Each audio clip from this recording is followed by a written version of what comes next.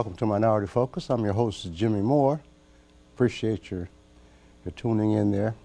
While you're tuning in, check out some of these other stations that are on Paducah too. It's a variety of interesting things that you could be checking out. Want to get into naming off the list? Go to www.paducah2.org and check out the list of entertainment for you. Barry Craig's Notebook, and of course, Pastor Anthony Walton's show that comes on. This is a pretty tough station. I hope you check out some of the other things that are available for you to watch. And today, when you're thinking about riding around Paducah on the city buses and getting to and fro where you need to go, keep in mind that the man behind the scenes is our guest today, the Executive Director, Mr. Arthur Boykin. Welcome to the show. Well, thank you, Mr. Moore. I appreciate you coming. Thank you very much. I'm particularly grateful when busy people take the time to come on the show, and I know you are a busy man. More so the last couple of months have been immensely busy. Are you all settled in now? You all settled in with? Each and every day, I'm getting a little more settled in. The transportation, public mass transportation, is a little different arena for me, but that makes it exciting. It's an opportunity for me to grow more, and that's I always look forward to that. Right. Did you get a chance to prep very much, or did you just come in running? I came in running. Some of my prep was, when you're going to pursue any job, you need to know a little more about that job. So I took the time prior to even going to investigate, to learn more about what mass transportation was about here in McCracken County and Paducah. The board was very, very forthcoming with me and telling me, outlining and detailing some of the challenges that were there at Paducah Transit, and I was very appreciative of it. And I've just never been an individual to really run away from a challenge. I'm always looking for a good challenge. Right, and I'm sure this has to be one up. People think about running an operation like this, and the average person, I'd say, all they can see is someone saying, this bus goes here, this bus goes there, etc. So much more goes into it. There's considerably more. For the average Paducahan and McCracken County citizen, when they think of Paducah Transit, I think the majority of them see the fixed route buses. Of course, those are the bigger vehicles, and they think that that's what we do, and that certainly is an important part of what we do. By no means is that all of what we do, and that's one of the challenges that I have before me, is to make McCracken County and Paducah aware of the many services that are offered by Paducah Transit Authority. Right. Mention a few of those, if you would, other than the buses. Well, okay, certainly there are the bus routes that we run, and there are fixed. There are 4 fixed routes with a 5th that runs part of the year, and that's our trolley service that runs from the 1st of April through the 1st of September. However, a big segment of what we do, I put it under term it non-emergency medical transportation. When you have individuals that don't have free transportation, or that need to get to dialysis, or they're going to vocational rehab, or they're needing medical attention that's non-emergency, but it's out of town, whether that be Bowling Green or getting a young kid up to COSAR's hospital there in Louisville. But that is a lot of what Paducah Transit does, that sort of goes on behind the scenes. Right, so you got to look a little further when you see a city bus pass and know that so much more is going on. That's exactly correct. When you think and of the average dialysis patient, I believe dialyzes 3 times a week, and there are a number of instances where after dialysis, and I've had the fortune or misfortune of having very close relatives to have to go through that, they don't feel like climbing back in a vehicle and necessarily driving themselves back. And so to be there and be there to pick them up, transport them to where they're receiving their treatment, and to be there timely to take them back home. And for a lot of our customers or clients, a relationship certainly builds between the client and the driver who happens to go to pick them up. One story that happened just a couple of weeks ago, one of our drivers who has a routine customer that they were going to pick up, when he went to pick the customer up, he noticed that she didn't come to the door like she normally did. And it's just through his alertness that he called 911, the proper agencies, and went in and actually found that customer, that citizen, in distress, laying in the floor. Right. And it's that kind of relationship also that further enhances what PATS does within the McCracken County and Paducah community. Right. Of course, with the buses, just get on, and the service that you're talking about doesn't necessarily pick up people on the street. Just a matter of a phone call. Yes. To set that sort of. And the buses do play an important role. What I think needs to be realized is that it's a not-for-profit organization. I dare say that I don't think that you could get a ride, and our fee structure for riding the bus is that first, if you're under 5 years of age, it's free. If you're over 70 years of age, it is free. If you're 55, it's 55 or older, it's 50 cents. 50 cents in today's market. And the normal fee for riding the bus, $1. Right. It's phenomenal. I know. I can get around Paducah for that. No, not 60. For that age, it's amazing that I can do what I want to do in the course of a day for a couple of dollars. Literally, yes. A couple of dollars. Get from one end of the city to the other side and back for $1. And that's tremendous. It's tremendous in today's time. I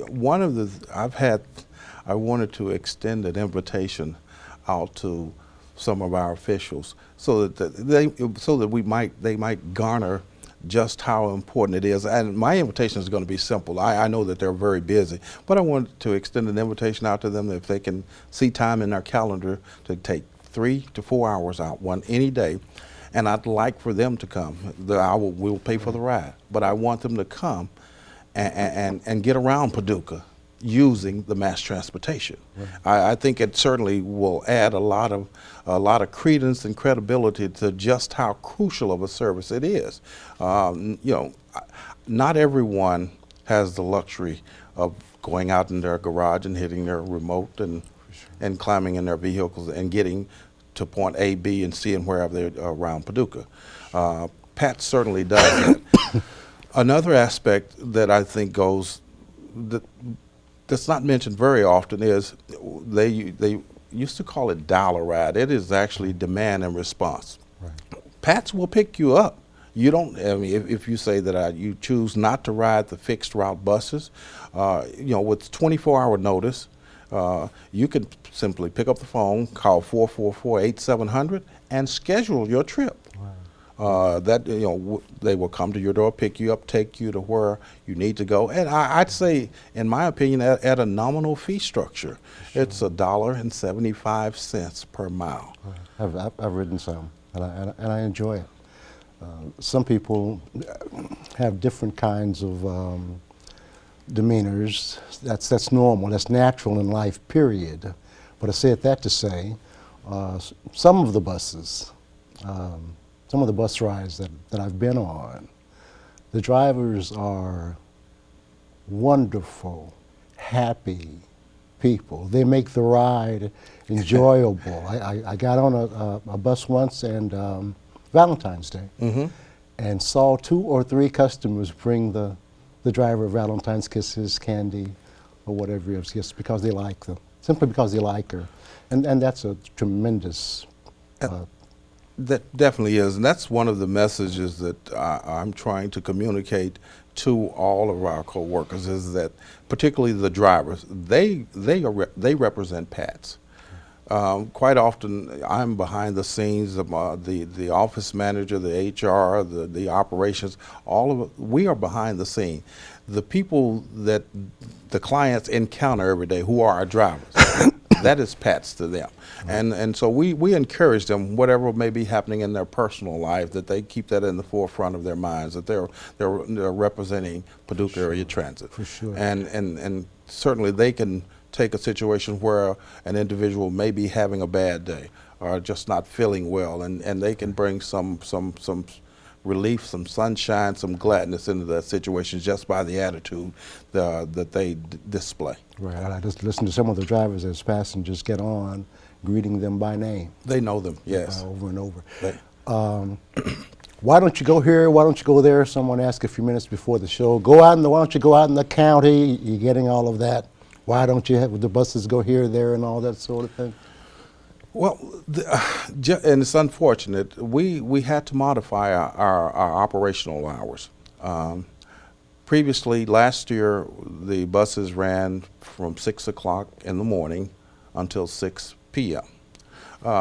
Certainly, with having to do more with less, we understand that everyone's, the dollars are there. It's been hard economically, and that impacted PATS as well. With reduced fundings, we had to attempt to service the majority of clients with the dollars that we had, through some of our own faults. We have lost some dollars through the county. We have been, and because the city is having to look at all areas that they support, our budget has been reduced by the city. And on the surface, you think that that's minimized, when actually it's exaggerated, because every dollar that we lose locally, we also lose a dollar of grant money. So when we lose $50 or $75 or $100,000 from the county or city, in essence, you're losing that number twice, because the federal budget is also reduced by that. Right. I guess, like you mentioned, inviting officials to come and ride. The question that was asked earlier, your suggestion was call them, talk to them, tell them what the needs are. Well, we in PATS, we definitely have an interest in serving all of our clients, but when we get comments that, gee, you don't come out into the Reed Lanier community anymore, and I encourage the constituents to make that known to those decision makers who can affect the allocation for public transportation here within. And I always like to say McCracken County and Paducah. We have operating authority that was given to us through the Kentucky Transportation Cabinet, the Office of Transportation Deliveries, and our operating authority covers Ballard County, Marshall County, McCracken County, and Northern Graves County. So within the confines of that, those are the areas that if you're going to say that we primarily service, we can initiate any mass transportation that lies within those borders. Now, having said that, if we have to end up taking a client to Nashville, which we do quite often, to Louisville, to Norton's Hospital, or to CoServes, that's not a problem, because we have that ride was initiated within our transportation authority, so we can always go and retrieve our passengers. Right. In the short time, what, 4 months? No, it seems like 4 months. Actually, my first day with Paducah Transit was December 19th. Okay. December 19th. In that period of time, with the economy going as it's going and gas prices going up now, have you seen any small increase in the number of riders on the bus? Are we taking advantage of it? I think the ridership is up slightly, but the vantage point that I have of making that judgment is not very good, and I will share with you why. Because during the Christmas holidays, there's a shorter period there, and even though there are more shoppers out, but there's a shorter period of clients who are taking the service in January. I've looked at some of the data and statistics on our ridership, and if I could say, in a typical month, we have about 17,000 riders.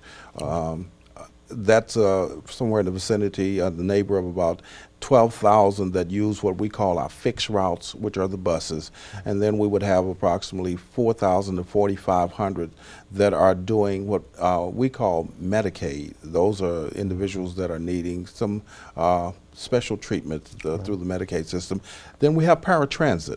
And these are individuals that are not ambulatory. They're needing assistance to get around, and that ridership approach is about 700 per month. Right. So, and that's been pretty typical of the data that I've seen since I've been there. Right. I've noticed that even on the city buses, arrangements are made for people who are in wheelchairs, who are in mobile chairs. There are ramps that go Yes. out and let those people roll on, special seating arrangements for them. Our transportation, within our transportation system, we do meet compliance with ADA, and that's saying that, you know, our rides, the buses are accessible to those individuals that are in wheelchair, those individuals that are have any of the disabilities that might classify them as having an ADA.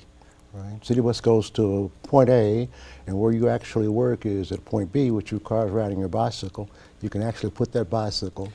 There's an attachment made on the buses to put your bicycle in front of the bus. All of our buses are awesome. equipped with bike racks, and our drivers, while our drivers are not allowed to get out and assist in that regards, but they certainly they take their time. They know that, you know, there may be someone who's riding the bike that's not quite as strong or as they need to be. So they're never in that great of a hurry that they can't, you know, take the time to allow that him or her to secure their bike.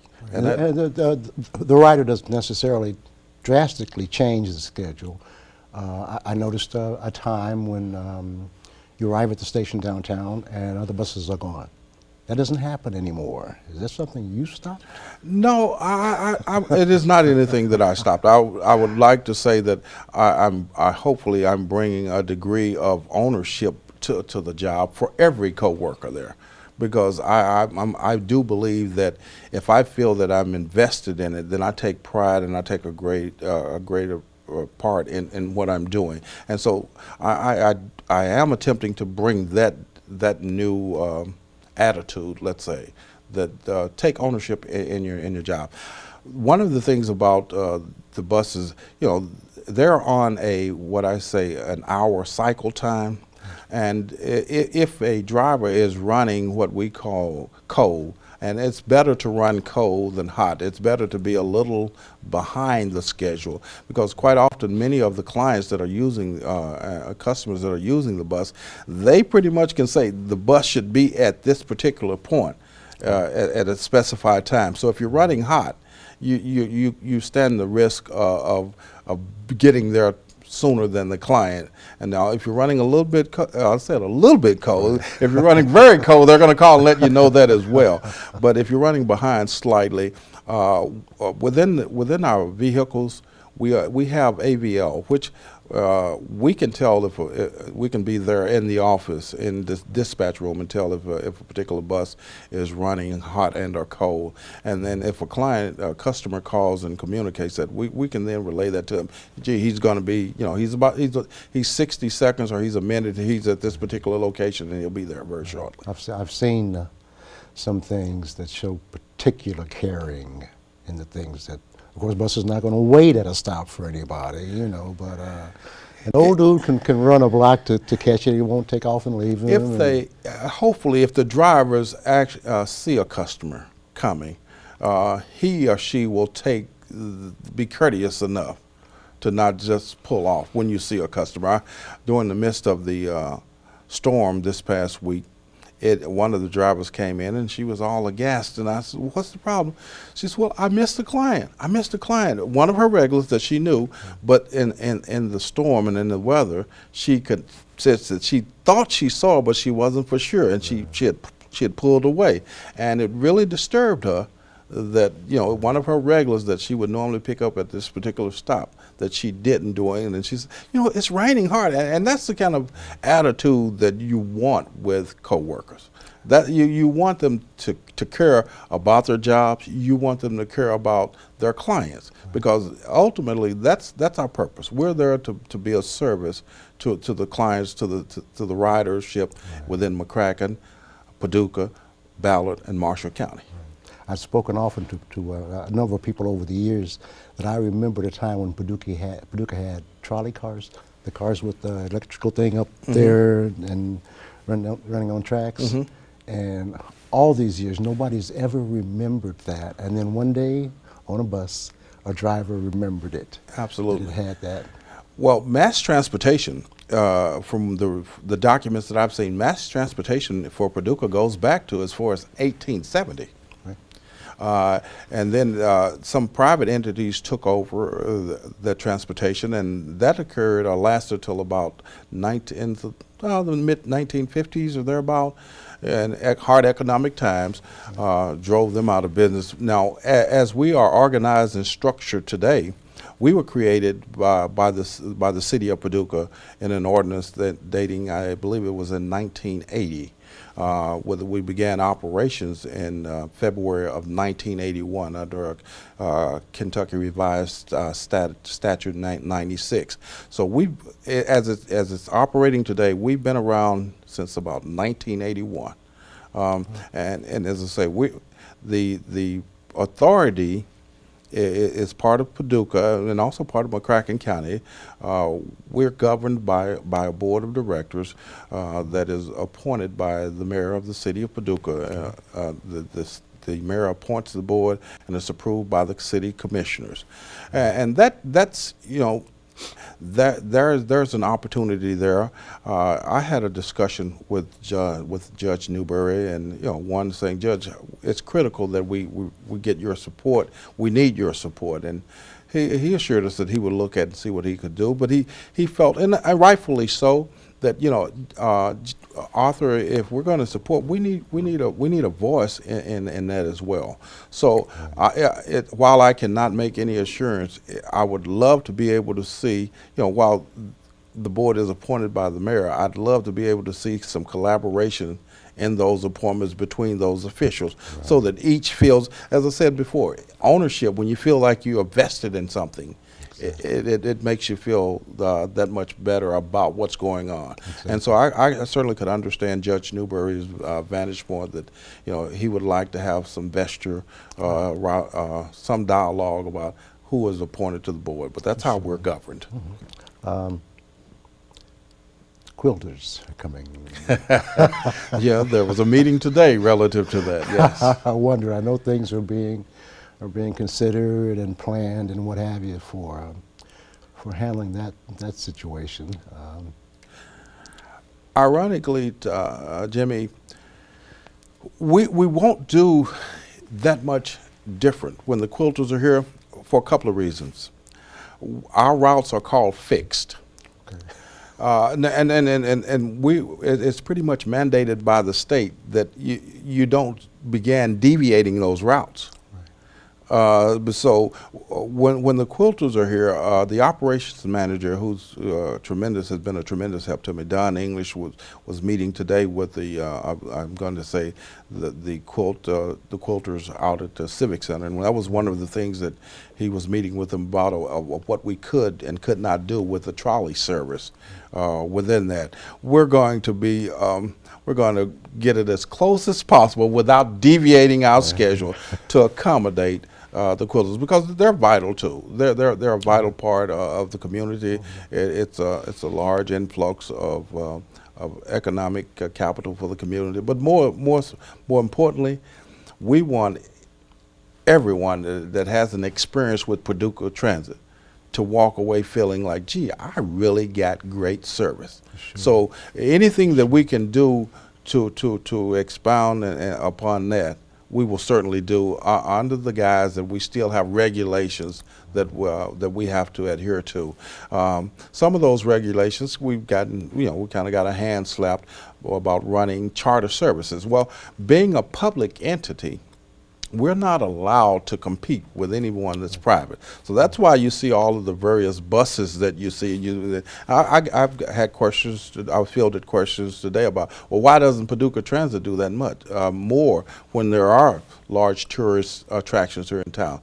We can't compete. If a private company wants to say we want to bid on running buses for that event, we are not allowed to compete against them. And they would be able to? They could do that? Yes, Let that's. me write down the number you call for. But now it's only if a private company says that we don't want to do that, Right. then we can we can address that with the state and say that there's an affair going on, the private industry doesn't want it, and hopefully I think they would grant us permission to do it. But by and large, that, there's so much of what we do that's regulated that we have to comply with that. And there's, like I mentioned earlier, there's so much that goes on underneath. You don't see the maintenance problems and keeping those things running. Somebody's got to get paid to do that. They can't just be any fly-by-night off the street mechanic. It has to be someone that's knowledgeable, an expert at that. It costs money. It costs money. One of our goals is to improve our operational efficiencies. And that's from top to bottom. There's not a we have right size, for want of a better term, our staffing.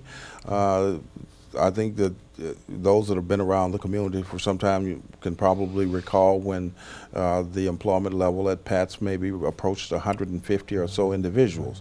As I sit here today, our employment level is at 69 total, of which we have about 4 mechanics that they keep the vehicles running.